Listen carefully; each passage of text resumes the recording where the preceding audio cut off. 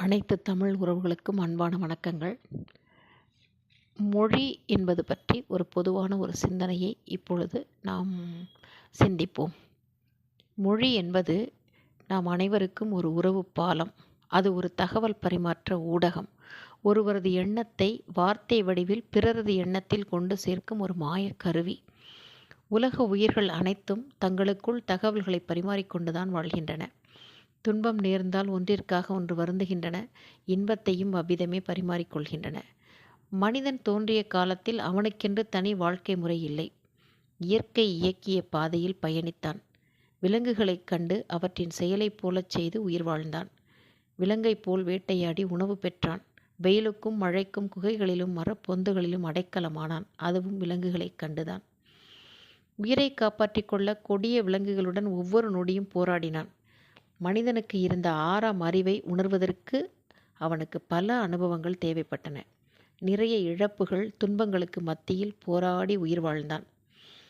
பச்சையாக விலங்குகளின் இறைச்சியை உண்ட மனிதன் காட்டுத்தீயில் சிக்கி பலியான விலங்குகளின் இறைச்சியை உண்டபோது அதன் சுவை உணர்ந்து அடுத்த நிலைக்கு தன் சிந்தனையை உயர்த்தி கற்களை கொண்டு நெருப்பைக் கண்டான் என்பதெல்லாம் மனித வரலாற்றின் சுவாரஸ்யமிக்க பக்கங்கள். தகவல் பரிமாற்றத்தில் மனிதன் சைகை மொழியை பயன்படுத்தியது முதல் நிலை எனலாம். அதன் நீட்சிதான் இன்றும் நாம் பலவற்றை பேசாமலேயே சைகையில் புரிய வைக்கின்றோம், புரிந்தும் கொள்கின்றோம். சைகை மொழி தொலைவில் உள்ளவருக்கும் இருளிலும் பயனற்று போனது.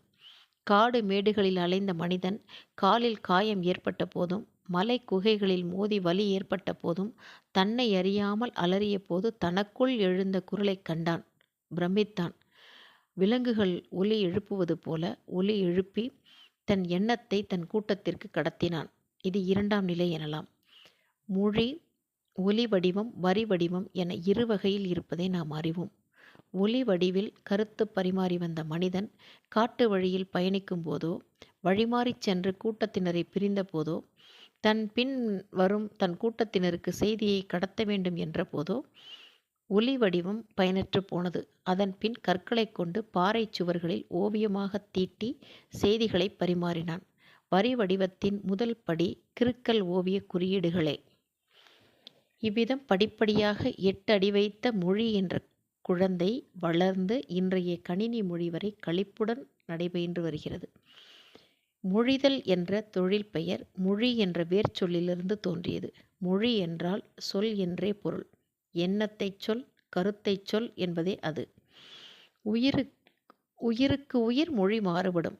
ஒவ்வொரு உயிருக்கும் தனித்தனி மொழிகள் இருக்கின்றன. அவற்றுக்குள் அவர் பரிமாறிக்கொள்ளக்கூடிய உணர்வுகளுக்கும் தனி மொழி உண்டு. மௌன மொழிகளும் கூட அங்கு இருக்கின்றன. தாவரங்களுக்கு கூட கருத்து பரிமாற்ற மொழி உண்டு என்பது இன்றைய விஞ்ஞானம். ஆனால் பல ஆயிரம் ஆண்டுகளுக்கு முன்பே தாவரங்களுடன் வாழ்ந்த தமிழன் மரங்களை தன் உறவாக, தன் உடன் பிறப்பாக, பெற்ற குழந்தைகளாக வளர்த்து அதனுடன் பேசி உறவாடி வாழ்ந்ததை இலக்கியங்கள் படம் பிடித்து காட்டுகின்றன. மொழி பேச்சு மொழி, எழுத்து மொழி, வீட்டு மொழி, வட்டார மொழி என பல வகைகளில் கையாளப்படுகிறது. மனிதன் பிழைப்பை தேடி பல்வேறு பகுதிகளில் கூட்டம் கூட்டமாகச் சேர்ந்து வாழ தலைப்பட்ட போது பல்வேறு மொழிகள் தோன்றின. அவரவர் பிறந்த இடத்தில் பேசும் மொழியே அவரவர்களுக்கு தாய்மொழி.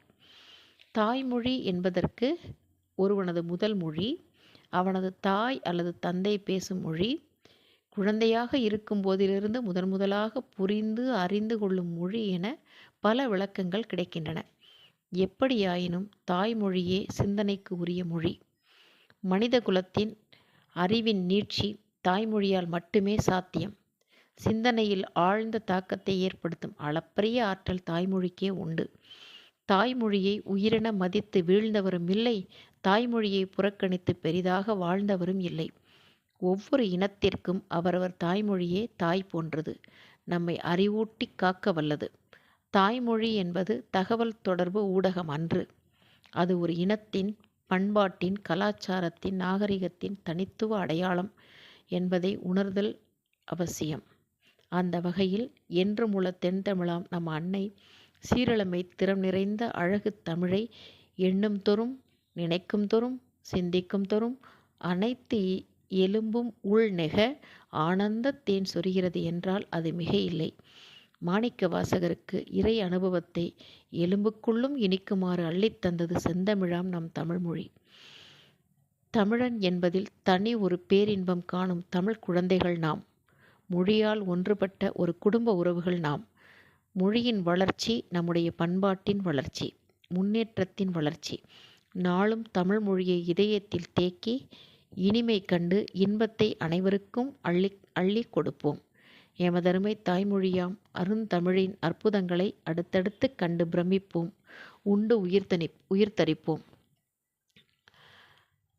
அனைவருக்கும் தாய்மொழியின் சிறப்பை நம்முடைய உணர்வுக்குள்ளும் உயிருக்குள்ளும் எடுத்துச் செல்லுங்கள் என்ற ஒரு வேண்டுகோளுடன் இன்றைய என்னுடைய இந்த சிந்தனையை நிறைவு செய்கின்றேன். நன்றி, வணக்கம்.